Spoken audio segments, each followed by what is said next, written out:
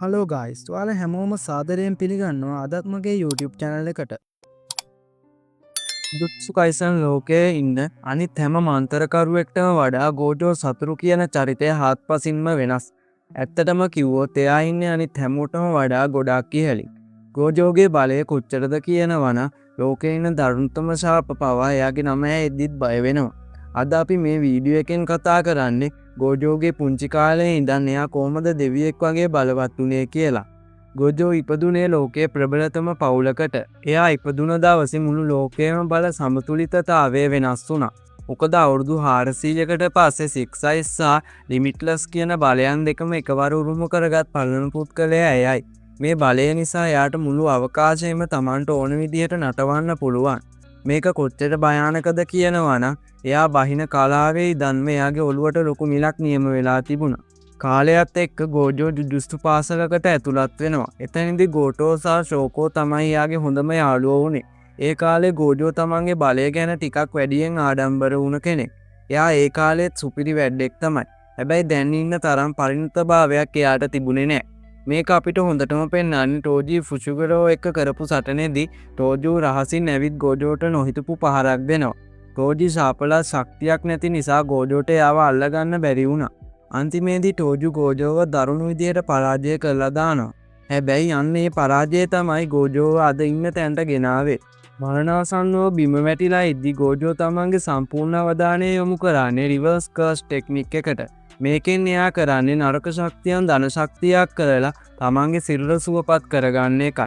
අන්න ඒ මොහොතේ ගෝජෝ ජුජුත්සු ශක්තිය සැබෑ රහස අවබෝධ කරගන්නවා. සුවේව ලැබුවට පස්සේ ආපහු ටෝජි ඉස්සරහට එන්නේ නිකන් දෙවියෙක් වගේ. ඒ වෙලාවේ එයා ගහපු ලොකුම හිනාවත් එක්කම කියපු ඒ ලෝකප්‍රකට වචනේ ඔයාලට මතක ඇති. අහසත් පොළවත් අතර ඉන්න එකම ගෞරවනීය පුද්ගලයා මමයි කියලා. එතනදී තමයි එයා බ්ලූ සහ රෙඩ් එකතු කරලා හෙලෝ පර්පල් කියන මාරාන්තික රහස් පහර නිර්මාණය කරන්නේ.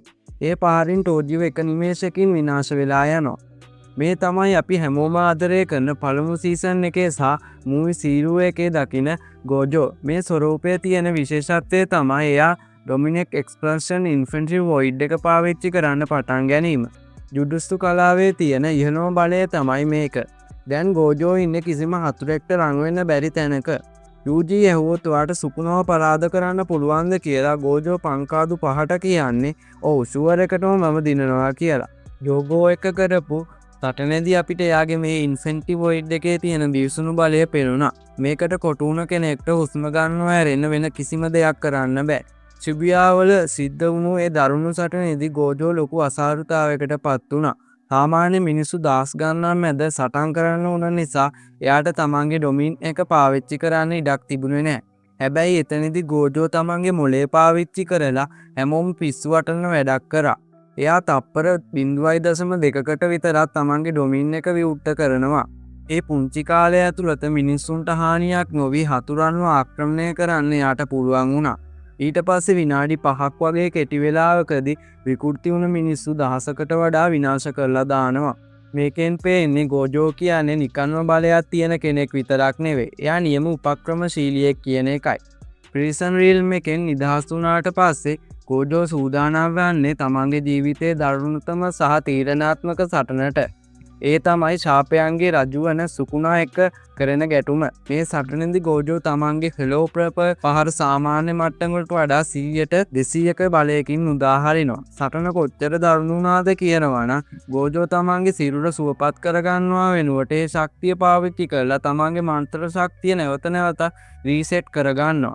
සිරගේ ඇතුලේ ඉදි ලැබපු අත්දැකීම් එක්ක එයා තමන්ගේ ඩොමින් එක ඉතාම කුඩා ප්‍රමාණයකට හකුළුවන්න සමත් වෙනවා. ගෝජෝ සහ සුකුණා අතර කෙරෙන මේ සටන තමයි අද වෙනකන් ජුඩුත්සු ඉතිහාසයේ තියෙන සුපිරිම සටන. ඉතින් මේ වීඩියෝ එක ඔයාලට රසවත් වුණා කියලා මම හිතනවා.